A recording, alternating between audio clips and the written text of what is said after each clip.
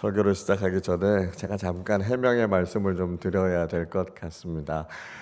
일부 예배를 드리면서 제가 지금 왼쪽 눈 밑에 이렇게 좀 멍이 들어 있어서 저게 무슨 멍일까 궁금해서 설교 말씀에 집중이 안 됐다고 얘기를 하셔서 목사님 2부 때는 꼭 먼저 해명을 하시고 설교를 하시면 좋겠습니다. 이런 말씀을 하셨어요.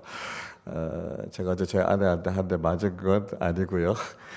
주중에 제가 컨디션이 조금 안 좋아서 침을 좀 맞았더니 여기 맞은 침이 멍이 들었습니다.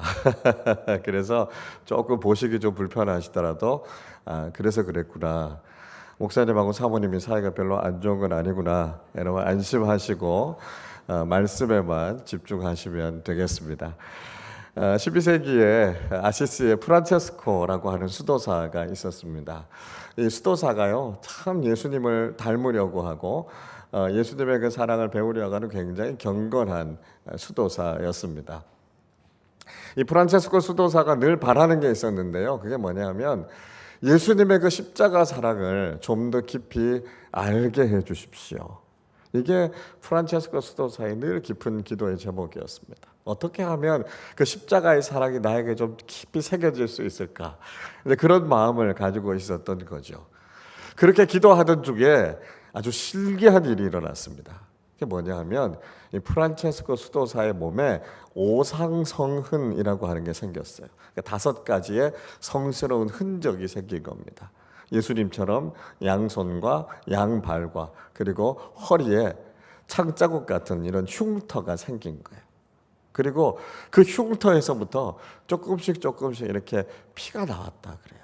그러면서 통증이 느껴지기는 했지만 그걸 통해서 예수님의 십자가의 고난이 무엇인가를 경험하고 느낄 수 있었다라고 하는 것으로 그가 감격했다는 거예요. 비록 상처가 있었지만 아픔이 있었지만 그것을 통해서 예수님과 가장 가까이 그리고 예수님의 십자가의 사랑을 깨닫게 된 것이 그에게는 감사의 제목이었다. 그렇게 이야기하고 있습니다. 여러분 예수를 믿고 살아가다 보면 고난이 없으면 참 좋겠는데요. 예수 믿는 삶 속에 고난이 있고 아픔이 있습니다. 예수 믿으면서 사람들은 그런 기대를 하는 것 같아요. 아무 고난도 아무 문제도 없었으면 좋겠다. 그런 마음들을 갖게 되죠. 예수 믿으면서 모든 일이 다 형통하면 예수 믿으면서 아무런 고난이 없고 늘 기쁨과 감사만 있으면 여러분 전도하기 얼마나 좋겠습니까? 예수 믿으면 일이 다 잘 된다 그러면 누가 예수를 안 믿겠어요? 그러나 예수를 믿으면서도 우리가 고난을 받게 되고요. 예수를 믿어도 여전히 어려운 일들은 있다는 거죠. 여러분 왜 그럴까요? 예수 믿는 삶 속에 하나님께서 고난을 허용하신 이유가 무엇이겠습니까? 그건 그렇게 어려운 이야기가 아니에요. 우리가 고난이 있기 때문에 저 천국을 소망하게 된다는 것이죠. 우리가 이 땅 살아가는 동안 아무런 문제도 없으면요, 아무런 고난도 없으면요, 굳이 우리가 천국을 가야 되느냐 그런 생각을 하게 된다는 거예요. 이 땅에서 그냥 영원토록 살고 싶지 천국에 가고 싶은 마음을 갖지 않게 된다는 것이죠. 그러나 이 세상을 살아가는 동안 고난이 있고요, 아픔이 있고 어려움이 있기 때문에 이 세상이 진정한 우리의 소망이 아니고 하나님 나라가 우리의 소망이다라고 하는 것을 확인하게 되고요, 우리가 천국에 집중하는 신앙생활을 갖게 되는 것이죠. 이 세상을 살아가는 동안 고난이 있기 때문에 그 결과로 우리가 상처를 입기도 하고요, 흉터가 남기도 하고 흔적이 생기기도 합니다. 고난이 깊은 만큼 흉터도 깊게 남게 되죠. 그리고 그 흉터들, 그 상처들을 보면서 우리는 여러 가지 기억을 다시 떠올리게 됩니다. 어릴 때 집에서 큰 화재가 났던 경험이 있었던 사람이 있었어요. 워낙 어릴 때 집에서 화재가 나니까 어른들 같으면 빨리 도망쳐 나왔을 텐데 불길에 그냥 갇혀버리고 말았습니다. 이러지도 저러지도 못하고 불타는 집 한가운데 있었는데요, 밖에서 아버지가 자기 이름을 부르는 게 들립니다. 누구야 누구야 막 부릅니다. 그러니까 힘을 다해서 아빠 저 여기 있어요 이렇게 이야기합니다. 그리고 나서 얼마 지나지 않아서 그 불타고 있는 문을 부시고 들어와서 아버지가 자기를 구하러 온 거예요. 아버지가 자기를 안고 불타는 집 밖으로 나아가다가 불탄 가구가 쓰러지면서 아버지를 덮쳤습니다. 그래서 아버지가 등과 팔에 화상을 입었어요. 그래도 그거 아랑곳하지 않고 아들을 껴안고 밖으로 나가서 다행히 그 부자가 생명을 건지게 됐습니다. 화재의 트라우마가 얼마나 컸겠어요. 그리고 그 가운데서 아버지가 자기를 살리기 위해서 다시 집에 들어와서 자신을 안고 나갔던 그 장면, 그 아버지의 사랑과 희생을 생각하면서 얼마나 감사했겠습니까? 아버지의 등에, 아버지의 팔뚝에 있는 그 화상의 흔적들을 보면서 자신을 위한 아버지의 희생, 헌신, 그걸 기억하지 않았겠습니까? 여러분, 우리는 인생을 살아가면서 원치는 않지만 그런 상처나 그런 흉터들을 남기게 될 때가 있습니다. 제가 아는 목사님 한 분은요, 프랑스에 유학을 가셨는데 거기서 러시아 마피아를 만나셨어요. 마피아가 막 이렇게 총을 난사하는데 거기에 16발 실탄을 맞으셨답니다. 그리고는 뭐 의식을 잃으셨죠. 긴급하게 수술을 받으셔서 겨우 생명을 건지게 되셨어요. 그리고 그 과정 속에서, 그 수술의 과정 속에서 죽음 저 너머의 세계를 경험하고 오신 겁니다. 그래서 많은 사람들에게 목회 현장 속에서 또 신학을 가르치는 자리에서 정말 천국은 있다고요, 우리가 천국을 준비하는 사람들이 돼야 된다 하는 귀한 복음의 말씀을 전하고 사역을 하셨습니다. 자, 그런데 그렇게 큰 수술을 하시고 나니까요, 아무래도 후유증이나 흔적들이 남잖아요. 그분은 다른 사람보다 장이 1m가 짧다 그래요. 그러니까 장을 다 드러낸 거죠. 그리고 여기저기를 막 이렇게 떼우고 이렇게 수술을 하다 보니까 배꼽도 없고요, 온 몸에 상처의 흔적이 남아있다고 그럽니다. 여러분 어떠세요? 여러분에게도 아마 어떤 사고가 있었을 것이고 수술을 하고 흉터가 남아있는 부분들이 있을 겁니다. 인생의 참 어려운 시절에 경험했던 아픔이고 상처고, 그 흉터를 보면 여러분의 마음이 좀 우울해지실 수도 있습니다. 인생에서 우리가 얻게 된 상처, 흔적, 여러분 그건 무엇을 의미하는 것이고 우리가 그걸 통해서 소망할 수 있는 것이 무엇이겠습니까? 우리는 오늘 말라기 말씀 마지막으로 함께 살펴보려고 합니다. 앞에서 말씀드린 것처럼 이 말라기의 말씀은 예수님의 초림과 예수님의 재림에 대해서 말씀하고 있는 내용이기 때문에 우리가 이 대림절의 기간 동안에 이 말씀을 함께 나누고 있습니다. 예수님 이미 2000년 전에 이 땅에 오셨지만 이제 다시 오실 예수님을 우리는 어떤 마음으로 기다려야 할까? 말라기 선지자의 그 심정을 가지고 우리가 주님을 어떻게 기다려야 될까 하는 것을 함께 좀 생각해 보려고 합니다. 말라기 선지자는 주님께서 다시 오시는 날을 가리켜서 여호와의 날이라고 거듭해서 이야기하고 있고요, 우리가 바로 그 여호와의 날을 기다리는 사람들이 되어야 한다 말씀하고 있죠. 자, 그러면 그 여호와의 날은 어떤 특징을 가지고 있을까요? 오늘 본문 1절의 말씀을 우리 같이 읽어보겠습니다. 만군의 여호와가 이르노라, 보라, 영광로 불 같은 날이 이르리니 교만한 자와 악을 행하는 자는 다 지푸라기 같을 것이라. 그 이르는 날에 그들을 살라 그 뿌리와 가지를 남기지 아니할 것이로되. 자, 여호와의 날이 임하게 될 텐데요, 그날은 마치 불과 같은 심판이 있는 날이 될 것이다, 그렇게 말씀하고 있습니다.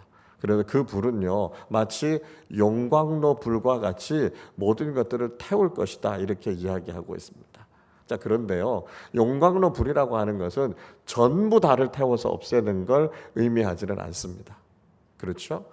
불필요한 것들은 태워서 없애는 것이지만 또 그렇지 않은 것들은 보존하는 게 용광로 불의 특징이죠. 그래서 용광로 불의 기능은 두 가지입니다. 하나는 불순물들을 다 태우는 거죠. 필요 없는 것, 불필요한 것들이 있다면 그걸 다 태우는 겁니다. 다른 하나는요, 순도를 높이는 거죠. 우리가 얻으려고 하는 금이나 은, 보석, 금속, 이런 것들을 연단해서 최대한 순도가 높은 99.9% 거의 100%에 가까운 순도가 높은 걸 얻는 것이 영광로 불 아닙니까? 여러분, 여호와의 불은요, 불과 같은 심판은 바로 그걸 가리는 겁니다. 사라져야 될 것들을 사라지게 하는 것이고요, 영원히 남아야 될 것들을 순도 높게 깨끗하게 남겨두는 것이 영광로 불이라는 거예요. 우리가 이 세상에서 추구했던 가치들, 유한한 것들은요, 불의 심판을 받으면 다 사라지고 말 겁니다. 우리가 그렇게 이 세상에서 소중하게 여겼던 거지만 그거 영원한 거 아니거든요. 하나님의 나라에 합당한 것 아니거든요. 그러니까 그건 다 불타서 사라지게 된다는 거예요. 동시에요, 예수를 믿는 우리 그리스도인들은요, 우리 안에 있는 모든 죄를 다 불태우시고 깨끗하고 정결한 그리스도인이 되어서 천국에 들어가게 된다라고 하는 것이죠. 자, 이 마지막 불의 심판에 대해서 사도 바울은요, 고린도전서 3장 15절에서 이렇게 말씀합니다. 누구든지 그 공적이 불에 타면 해를 받으리니 그러나 자신은 구원을 받되 불 가운데서 받은 것 같으리라. 마지막 때에는요, 모든 것이 다 이 불을 통과하게 된다는 거예요. 영원한 것만 남게 되고요, 그렇지 않은 건 아무것도 없다는 것이죠. 그래서 구원받은 사람 중에 아무것도 없이 벌거벗은 것처럼 구원받는 사람들이 있다는 거예요. 이걸 가리켜서 부끄러운 구원이라 그럽니다.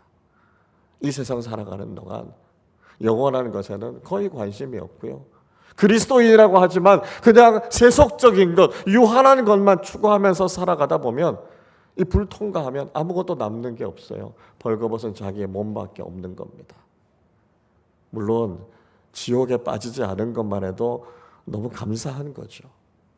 그러나 여러분, 우리가 그 영광스러운 천국에 들어가서 다들 하나씩 면류관을 쓰고 상급을 받고 그것을 벗어서 하나님께 영광을 돌릴 때 우리가 하나님 앞에 드릴 것이 없다면 여러분 얼마나 부끄럽겠습니까? 그래서 우리가 이 땅을 살아갈 때 영원한 것에 관심을 가지면서 살아야 된다는 것입니다. 그 대표적인 것이 우리가 전도한 영혼들이죠. 또 믿음, 소망, 사랑을 가지고 살았던 우리의 삶이죠. 선하게 행했던 그리스도인들의 행위죠. 영원토록 남을 수 있는 것들, 우리가 그것들을 가지고 살아야만 하나님 나라에 갈 때 우리는 하나님께 드릴 상급이 있고요, 하나님께 드릴 영광을 가지고 살아가는 그리스도인이 된다는 것이죠.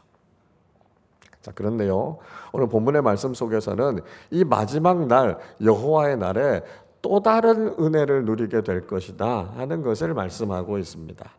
자, 2절 말씀인데요, 우리 2절을 같이 읽어보겠습니다.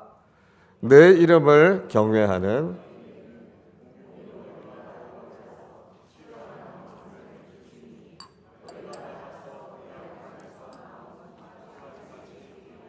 아멘.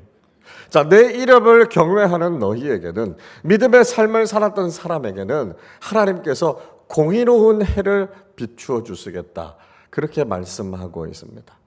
그래서 하나님께서 공의로운 심판을 하신다라고 하는 것이죠. 여러분 어떠세요? 우리가 살아가고 있는 이 세상, 이 시대가 여러분은 공평하다고 생각이 되십니까? 아니면 불공평하다고 생각이 되십니까? 불공평하죠. 우리가 살아가는 이 세상이 어떻게 의롭습니까? 불공평하죠. 의롭게 믿음을 따라서 착하고 선하게 살았던 사람들이 오히려 고난을 받고요, 다른 사람들을 속이고 빼앗고 괴롭혔던 사람들이 떵떵거리면서 살아가는 것이 지금 우리가 살아가는 이 세상 아닙니까?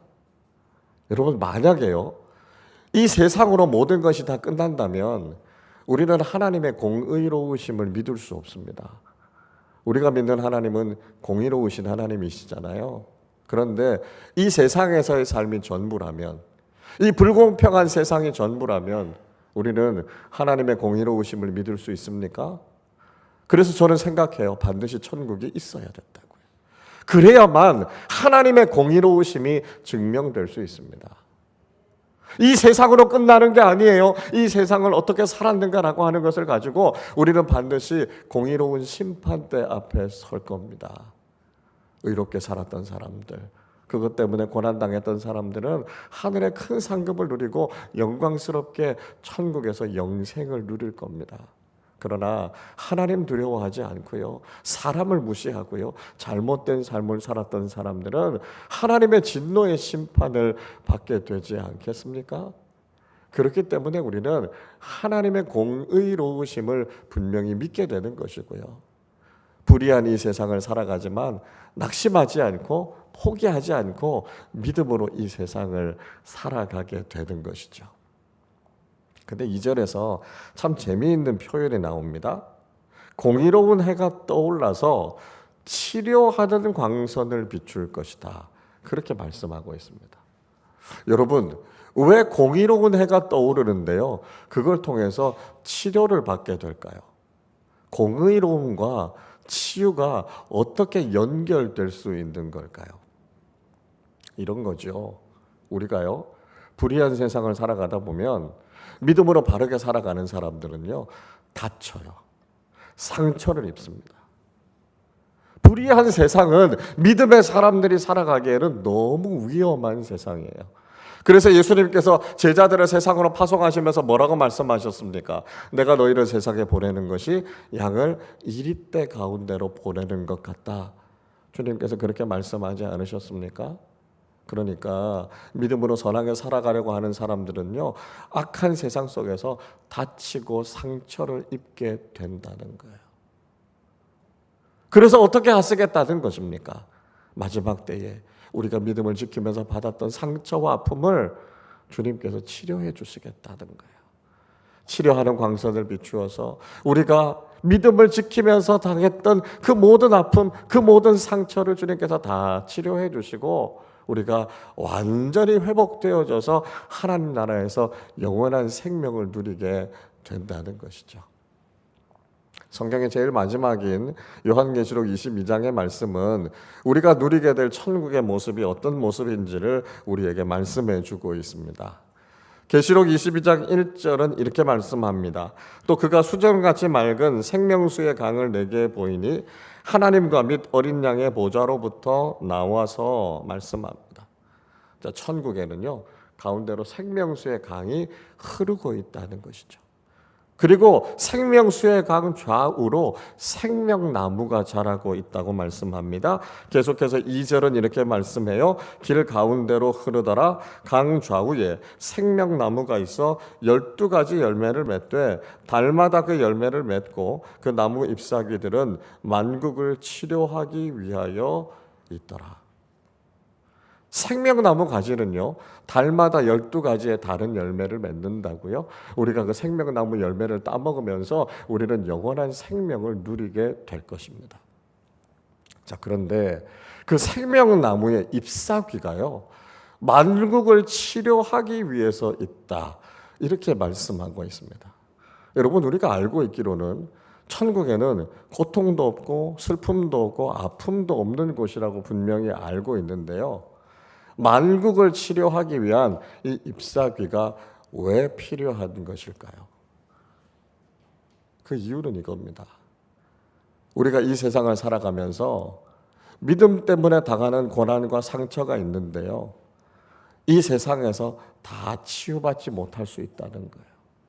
이 땅에서 다 위로받지 못할 수 있다는 거예요. 사람들이 다 이해해 주지 못하고요, 이 세상에서 우리가 다 고침받지 못할 수 있다고요. 그러나 천국에 가서 우리가 믿음 때문에 당했던 그 모든 상처와 아픔을 하나님께서 아시고요, 생명나무 잎사귀를 우리의 환처에 붙여주셔서 우리를 깨끗하게 치료해 주시는 그 놀라운 은혜를 우리는 천국에서 경험하게 된다는 것이죠. 더 이상 천국에서는 그 어떤 상처도 그 어떤 아픔도 없이 우리를 치료해 주시고 회복시켜 주시는 하나님의 그 놀라운 은혜와 손길을 경험하게 된다는 것을 말씀하고 있습니다. 여러분, 우리가 살아가는 믿음의 삶이 어떻습니까? 늘 좋은 일만 있습니까? 즐겁고 행복한 일들만 있습니까? 그렇지 않지 않습니까? 초대교회 성도들이 믿음 지키기 위해서 자신의 생명을 내어놓고 예수를 믿지 않았습니까? 그래서 원형 경기장에서 맹수들의 밥이 되기도 했잖아요. 지금도 예수의 이름 때문에 생명을 걸고 예배를 드리고 있는 사람들이 지구상에 얼마나 많이 있습니까? 내일이면 성탄절입니다. 예수님께서 이 땅에 오셨을 때 예수님께서 모든 사람들의 찬양과 존경을 받으셨습니까? 물론 그렇게 예수님을 영접한 사람들도 있었지만 예수님을 무시하고 공격하는 사람들 너무나 많았습니다. 예수님께서 33년 동안 공생의 사역을 하셨던 그 결과로 남았던 것은요, 양손과 양발의 못자국과 허리의 창자국이었습니다. 예수님은 즐기시기 위해 이 땅에 오신 것이 아니라 죽으시기 위해서 이 땅에 오셨습니다. 여러분, 우리 기독교 신앙의 상징이 십자가라고 하는 것은 우리가 예수를 믿어서 이 세상에서 더 편안하고 더 좋아지기 위해서가 아니라 예수님처럼 기꺼이 그 고난의 길을 믿음으로 걸어가겠다는 결단이 있기 때문입니다. 여러분, 이게 예수를 믿는 길입니다. 그래서 예수를 믿는 그리스도인의 삶이 불행합니까? 이런 고난이 있으니까 가능하면 우리는 복음의 길을 피해서 가야 합니까? 고난을 당하기는커녕 오히려 우리가 좀 더 편안하고 안락하게 살아가는 것을 추구해야 합니까? 아닙니다. 우리는 예수님께서 하셨던 것처럼 십자가를 향해서 믿음으로 걸어가야 합니다. 이 세상 속에서 우리에게 고난이 있겠지만, 아픔이 있겠지만, 우리는 마지막 여호와의 날에 우리를 치료해 주시고 회복시켜 주실 하나님의 은혜를 소망하기 때문에 오늘의 아픔을 인내하며 이 길을 걸어가는 것입니다. 이 세상을 살아가는 동안 그 아픔 다 위로받지 못할지 모릅니다. 그 상처 다 치료받지 못할지도 모릅니다. 그러나 저 천국에서 하나님께서는 생명나무 잎사귀를 준비하시고 믿음의 사람들이 당했던 그 모든 아픔과 상처를 치유해 주시겠다고 약속하셨기 때문에 우리는 그 말씀을 믿고 오늘이 비록 힘겹고 어려워도 끝까지 믿음의 길을 걸어가게 되는 것이죠. 여러분, 우리는 천국에 들어가서 상처 입은 사람들을 참 많이 보게 될 겁니다. 여러분, 우리가 천국에 가서 우리 주님 예수님을 어떻게 알아볼 수 있을까요? 물론 찬란하게 빛나는 예수님의 얼굴빛을 보면서 아, 저분이 주님이시구나, 우리 그렇게 알 수도 있겠지만 주님의 양손의 못자국, 주님의 양발의 못자국, 주님의 허리에 있는 창자국 보면서 아, 우리 주님이시구나, 우리가 감격적으로 알아보게 될 겁니다. 왜냐하면 그 상처가, 그 흔적이 저와 여러분을 살렸기 때문이죠. 사도 바울도요, 복음을 위한 삶을 살아가다가 자신의 몸에 상처가 있다는 고백을 하지 않습니까? 갈라디아서 6장 17절에서 이렇게 이야기하고 있지요. 이후로는 누구든지 나를 괴롭게 하지 말라. 내가 내 몸에 예수의 흔적을 지니고 있노라. 사도 바울은 자신이 예수를 믿으면서 살아가는 삶 속에 흔적을 지니고 있다고 이야기합니다. 흔적이라고 하는 헬라어 스티그마라고 하는 말은 상처라는 말이에요. 흉터라는 뜻입니다.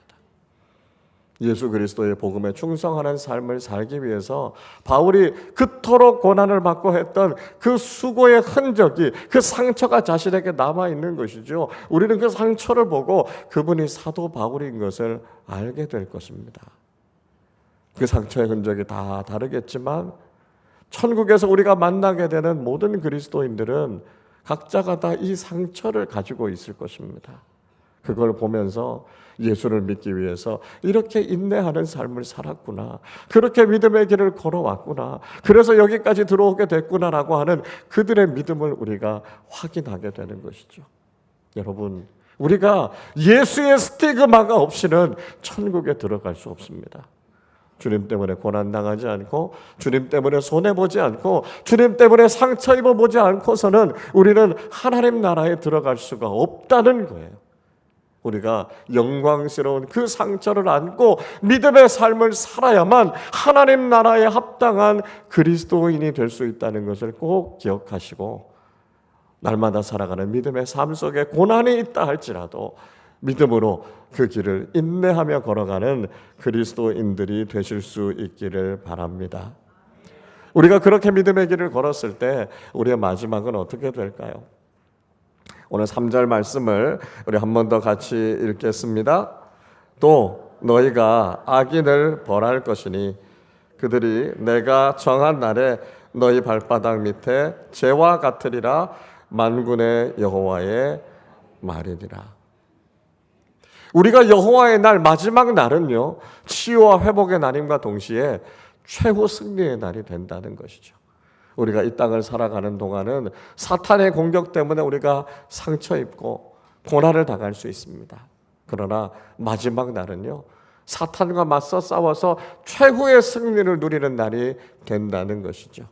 사도 바울도 로마서 16장 20절에서 이렇게 이야기하지요. 평강의 하나님께서 속히 사탄을 너희 발 아래에 상하게 하시리라 말씀하고 있습니다. 마지막 날은요, 우리가 상처를 치유받고 회복되는 날이기도 하지만 동시에 사탄의 권세를 발로 밟고 우리가 최후의 승리를 거두는 날이기도 하다는 것을 우리에게 말씀하고 있습니다.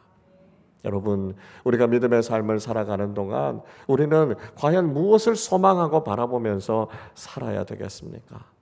이 세상의 유한한 것들, 잠깐 있다가 사라질 것들, 그걸 바라보고 살아가는 것이 아니라 하나님 나라까지 갈 수 있는 영원한 것에 우리의 마음과 관심을 쏟고 영원한 하나님 나라 가치를 추구하며 살아가실 수 있기를 바랍니다. 우리가 그렇게 살아가다 보면 이 세상에서 고난받고 어렵고 힘든 일들 경험할 수 있습니다.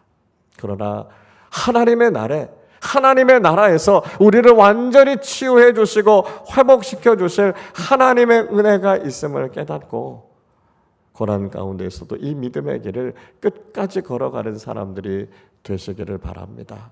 마지막 날은 승리의 날입니다. 우리가 사탄에게 비록 지금은 어려움을 당하고 있다 할지라도 하나님의 나라에서 누릴 최고 승리를 바라보면서 주님 다시 오실 그날을 믿음으로 기다리는 사람들 되실 수 있기를 바랍니다. 내일은 성탄절입니다. 우리는 다시 오실 주님을 기다리며 이 성탄을 맞이하고 있습니다. 다시 오실 주님을 기다리는 이 믿음의 길을 걷는다는 것 결코 쉽지 않겠지만 우리가 마지막 날 여호와의 날에 경험하게 될 그 영광스러운 승리와 은혜를 생각하며 이 길을 꿋꿋이 걸어가는 믿음의 사람들이 되어야 하겠습니다. 오늘 이 말씀을 통해 우리에게 주시는 기다림의 메시지는 분명하지요. 이 세상에서 우리가 예수님 때문에 상처 입기도 하고 고난을 당하기도 하겠지만 마지막 날에 치유와 회복의 은혜를 주시고 최후 승리를 누리게 하실 그날을 소망하면서 다시 오실 주님을 바라보며 믿음으로 이 길을 끝까지 걸어가는 우리 모두가 되시기를 주님의 이름으로 축원합니다.